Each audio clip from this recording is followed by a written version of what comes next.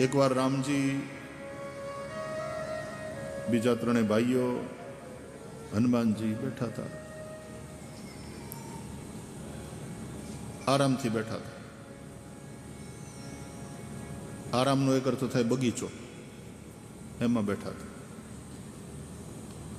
परम रम्य आराम यह बैठा था। हनुमान जी प्रभुना चरणनी सेवा करता था।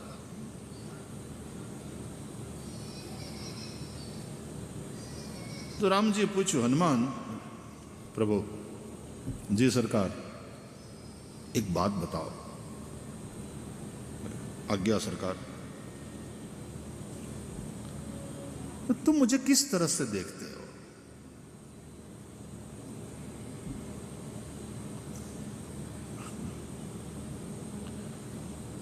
हनुमान जी हाथ जोड़ीने कह્યું,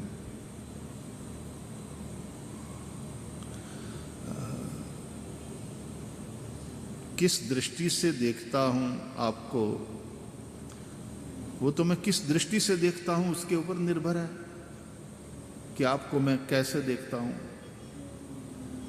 अब प्रभु देह दृष्टि से यदि मैं आपको देखूं तो देह दृष्टिया तो दासो हम, देह की दृष्टि से तो मैं आपका दास हूं, आप मेरे स्वामी।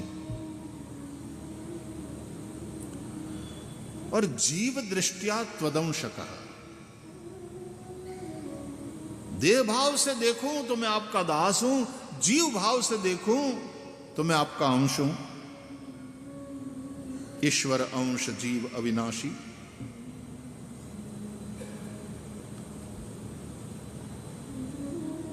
और यदि आत्मा की दृष्टि से देखूं त्वमेवाहम्, तो मैं राम ही हूं, मैं आप ही हूं, आप में और मुझ में कोई भेद नहीं। ये तो केवल खेल है द्वैत का। અને એટલા માટે વેદાંતમાં બ્રહ્મ સાક્ષાત્કારની જ્યારે વાત આવે ત્યારે એમાં બ્રહ્મનું આગંતુક દર્શન માનવામાં નથી આવ્યું કે ભગવાન આવે, બ્રહ્મ આવે અને દર્શન આપે। ભક્તની આગળ તો ભગવાન આવે અને દર્શન આપે, શબરી વાટ જોવે, રામ પધારે શબરીના આશ્રમમાં, શબરીને દર્શન આપે। પણ વેદાંતની દ્રષ્ટિએ બ્રહ્મ સાક્ષાત્કાર એટલે બ્રહ્મ આવીને દર્શન આપે એમ નહીં। બ્રહ્મ સાક્ષાત્કાર એટલે એ બ્રહ્મથી પોતાના આત્માને અભિન્ન અનુભવ કરી લેવો, એ બ્રહ્મ સાક્ષાત્કાર। બ્રહ્મૈવાહમ। તો આપણા સંન્યાસી મહાનુભાવો જે છે વેદાંતની ચર્ચા કરે, ભાગવતમાં હકીકતમાં વેદાંત ઠાંસી ઠાંસીને ભર્યું છે। એટલે હું કયા કરું કે ભાગવત છે ને એ જલેબી છે, જલેબી। આપણે જલેબી હનુમાન છે। મારે દર્શન કરવા જવાનું બાકી, લગભગ આજે જઈશ। જલેબી હનુમાન।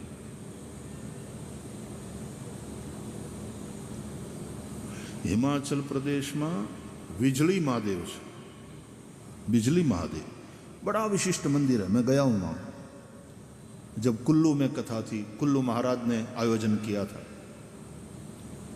तो बिजली महादेव बड़ा अनूठा स्थान है। त्या जल थी अभिषेक थतो नथी महादेव ने, त्या माखण ज लगाडवानी वात छे, माखण लगाडवानी वात। आम तो अपना लौकिक व्यवहार में मक्खन लगाना यानी चांपलूसी करना, पण त्या वीजળી महादेव में महादेवना लिंग पर माखण चोपड़वानी वात छे, पानी थी अभिषेक नहीं।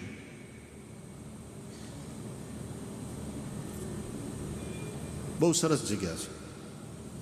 અને એ જગ્યા સાથે સંકળાયેલી એક વિશિષ્ટ વાત અને વિચિત્ર વાત, ત્યાં રાતના કોઈ રહેતું નથી, રહી શકતું નથી, રહેવાનું હોતું નથી ત્યાં। રાત્રે પૂજારી પણ નીકળી જાય.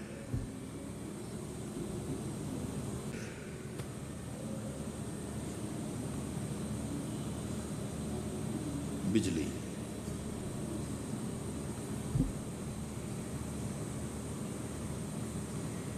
સવારે જ્યારે પૂજારીજી આવે પાછા પૂજા માટે અને જુએ એટલે એને ખ્યાલ આવી જાય કે આ ઘટના ઘટી છે.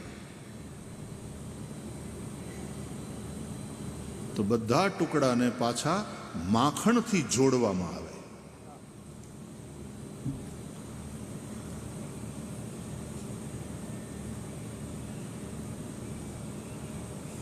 બધા ટુકડા જ્યાં સુધી જોડાઈ ન જાય ત્યાં સુધી શિવલિંગ પૂરું ન થાય.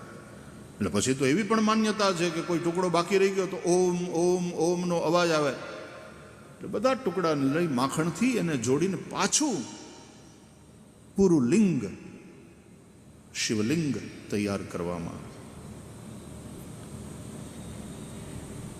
પુનઃ મહાદેવનું ધ્યાન થાય, આવાહન થાય, પૂજા થાય. બિજલી મહાદેવ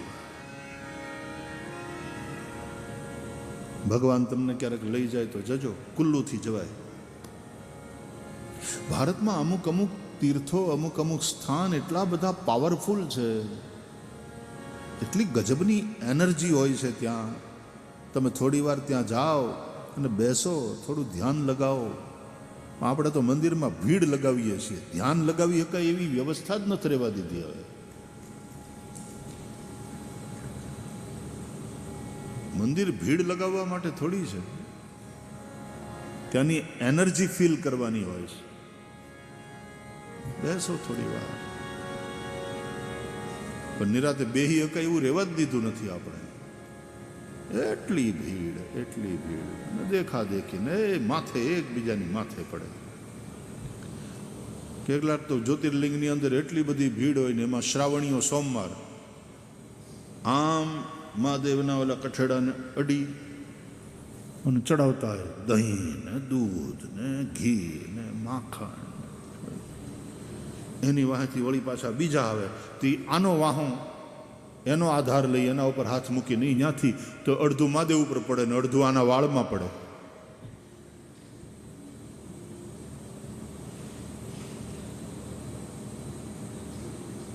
થોડા દુઃખ સાથે કહું છું, વેદના સાથે કહું છું, આપણે ત્યાં ધર્મના ક્ષેત્રમાં અવ્યવસ્થા બહુ ઊભી થઈ છે.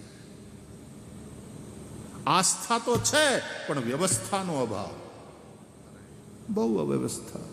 દેખા દેખીને એટલી ભીડ, એટલી ભીડ.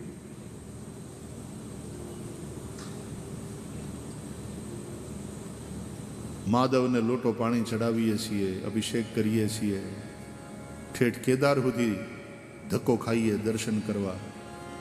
આપણા જીવનમાં કંઈ પરિવર્તન આવે છે? તીર્થયાત્રા કરવી, ત્યાં પૂજા કરવી, એને આપણે ધર્મ માનીએ છીએ, પણ ધર્મ આપણા આચરણમાં આવે છે? ખોટું કરવાનું તો એનું ચાલુ છે, જૂઠું બોલવાનું એમને એમ ચાલુ છે. મનના વિકારો એ તો હજી ઉપદ્રવ કરે જ છે.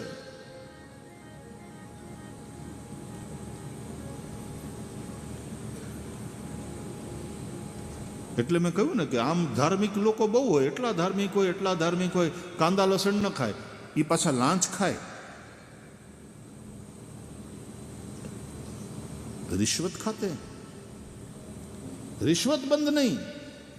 हनुमान जी को प्रसाद चढ़ाते हैं मंदिर में जाकर. अरे हनुमान जी ની ભક્તિ કરવી છે તો હનુમાનજી જેવી પ્રામાણિકતા શીખ. રામ સેવામાં સમર્પિત હનુમાનજી કેટલા પ્રામાણિક છે. આપણે ત્યાં ધર્મ ખાલી ક્રિયાકાંડ થઈ જાય અને આપણા આચરણમાં ના આવે. ભગવાન શ્રી કૃષ્ણ તો એ દંભ ઉપર પ્રહાર કરે છે ભગવદ્ ગીતામાં.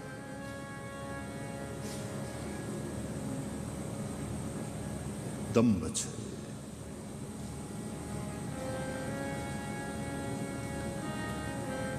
એ જાતને છેતરે છે. તો ધર્માચરણનો અર્થ છે થોડીક આપણા આચરણમાં શુદ્ધિ આવે. તો બિજલી મહાદેવ બહુ વિશિષ્ટ સ્થાન છે, ક્યારેક જજો.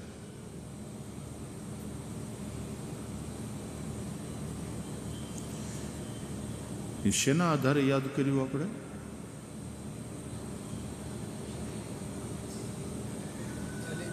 હા, જલેબી હનુમાન.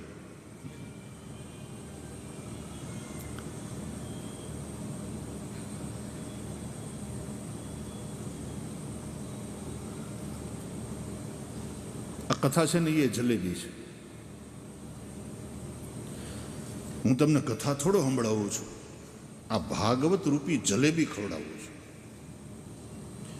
એકલી જલેબી કદાચ તમને ન ભાવે એટલે વચ્ચે વચ્ચે દ્રષ્ટાંતના અને હસવાના ફાફડા ગાંઠિયા તે દેતો જાઉં છું.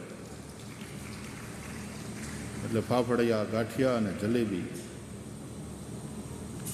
થોડાક બહુ તમને તીખા ન લાગે એવા મરચા તળેલા.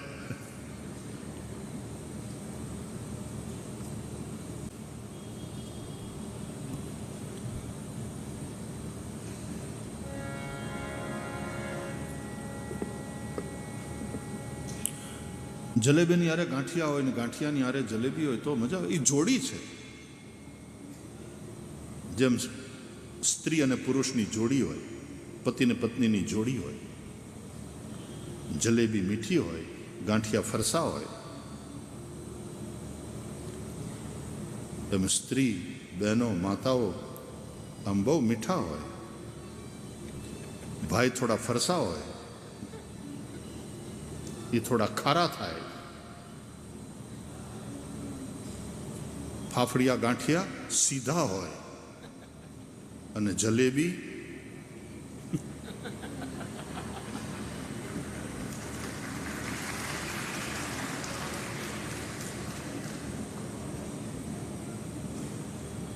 સ્ત્રી કોઈ દિવસ કાંઈ વસ્તુ સીધી બોલે જ નહીં.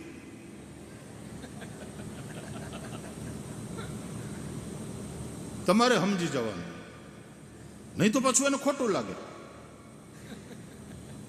એ જલેબી જેવું કામકાજ છે. બ્રહ્માજી સમજી નથી ક્યાં પૂરી એને. બ્રહ્માએ ઘડી ભલે, બાકી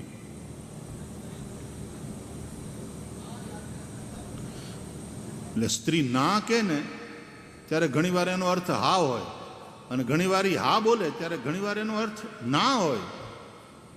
એ જલેબી જેવું કામકાજ છે. उसकी ना में हाँ होती, हाँ में ना होती.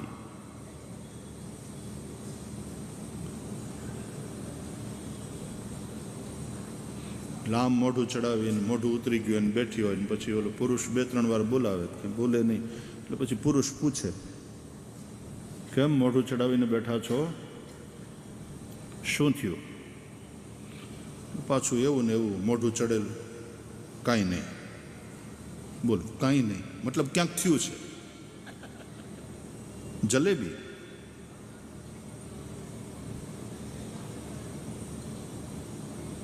અરે પણ તો આમ બેઠી છો મૂંગી મૂંગી આમ મોઢું ચડાવીને, શું થયું વાત તો કર.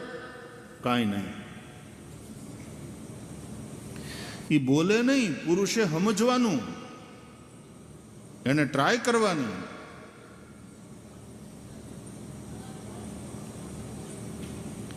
પણ જલેબી પૌષ્ટિક, જલેબી પૌષ્ટિક, જલેબી મીઠી. તો જલેબી છે ને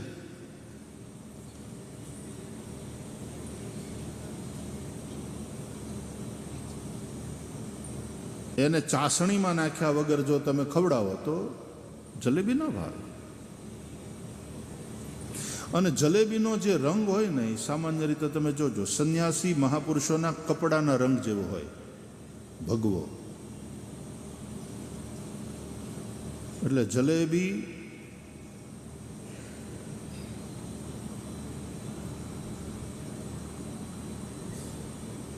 જ્ઞાનની જલેબી, એને વૈરાગ્યનો રંગ ચડેલો અને ભક્તિની ચાસણીમાં નાખી અને વેદાંતનું ઘી પીધેલી જલેબી, એ તમને વ્યાસજીએ પીરસી, એનું નામ ભાગવત.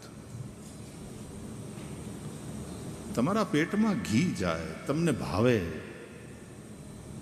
એકલું ઘી પીવડાવવામાં આવે તો નહીં મજા આવે, પણ એ ઘીની જલેબી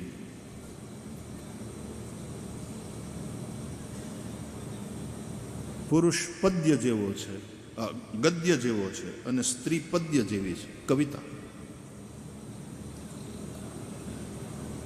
કવિતાના અનેક એના અર્થ છાયાઓ હોય. એમાં જે છાયાવાદના કવિઓ હોય એની રચના એક જણો વાંચે તો એને આવું સમજાય, બીજો વાંચે તો એને આવું સમજાય, ત્રીજો વાંચે તો એને આવું સમજાય. એવા એવા પ્રતીકોનો ઉપયોગ હોય એ કવિતામાં. એના ઘણા બધા અર્થો નીકળે, એની અર્થ છાયાઓ ઘણી બધી. પણ કવિતામાં એક લય હોય છે, એક સૌંદર્ય હોય છે પદ્ય રચનાનું.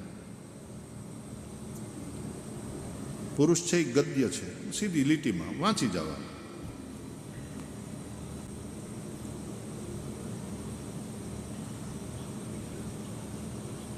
પણ સ્ત્રી અને પુરુષ એ બંને મળીને જ પૂર્ણ બને છે.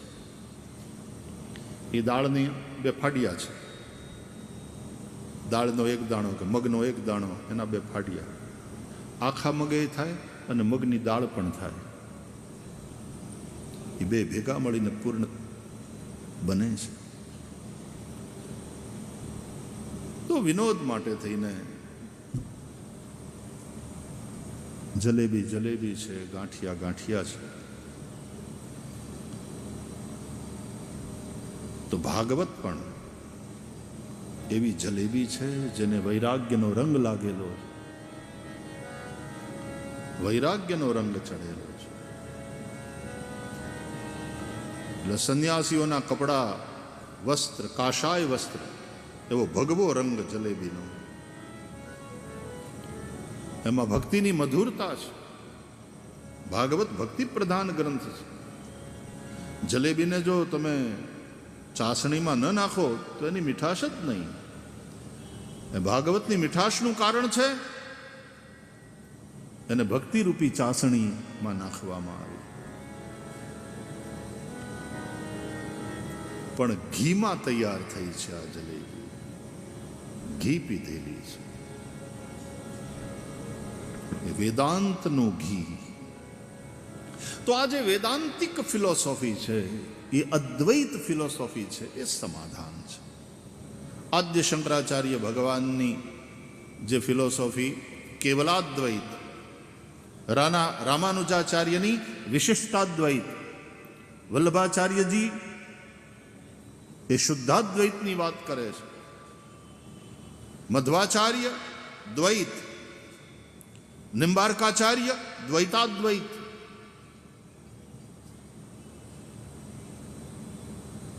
ચૈતન્યદેવનું અચિંત્ય ભેદાભેદ. આ બધી અલગ અલગ સ્કૂલ્સ છે ફિલોસોફીની. मध्वाचार्य का द्वैत, निम्बारकाचार्य का द्वैताद्वैत, तो शंकराचार्य का केवलाद्वैत.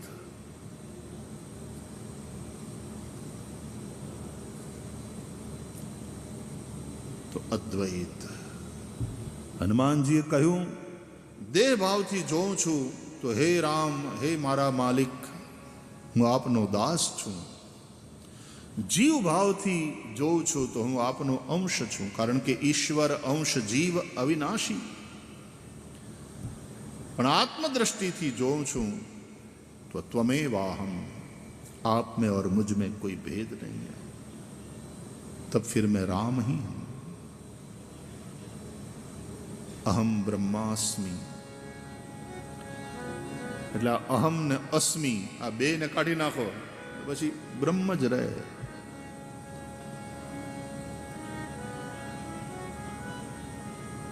એક જણો એક સાધુ સંતની પાસે ગયો અને કહ્યું, બાપજી, જીવનમાં શાંતિ નથી, હું બહુ હેરાન પરેશાન છું, મને કંઈક એવો ઉપાય બતાવો, મને શાંતિ જોઈએ છે. I want peace. તો સંતે કહ્યું, it's very simple. what you have to do? You remove your want first. I want peace. તે કહ્યું ને, મને શાંતિ જોઈએ છે. તો remove your want, ઈચ્છા. Then remove your I, અહંકાર. The rest is peace. પછી જે વધે છે શાંતિ જ છે. હું અને મારી આ કામનાઓ, મારી આ ઈચ્છાઓ, મારો અહંકાર અને મારી ઈચ્છાઓ એ જ મને અશાંત કરે છે. એટલા માટે શાંતિ ખપે તો ભગવાન શ્રી કૃષ્ણે પણ ભગવદ્ ગીતામાં એ જ કહ્યું છે કે વિહાય કામાન્ય સર્વાન પુમાંશ્ચરતિ નિસ્પૃહ निर्ममो निरहंकार स शांतिम अधिगच्छति. वो शांति को प्राप्त हो जाता है. विहाय कामान्य सर्वान, જે બધી જ કામનાઓને છોડી દે. યાદ રાખજો, આવશ્યકતાઓ કોઈની અધૂરી નથી રહેતી અને ઈચ્છાઓ બધાની પૂરી થતી નથી. આના ઉપર થોડો વિચાર કરો. આવશ્યકતા અધૂરી નહીં રહે,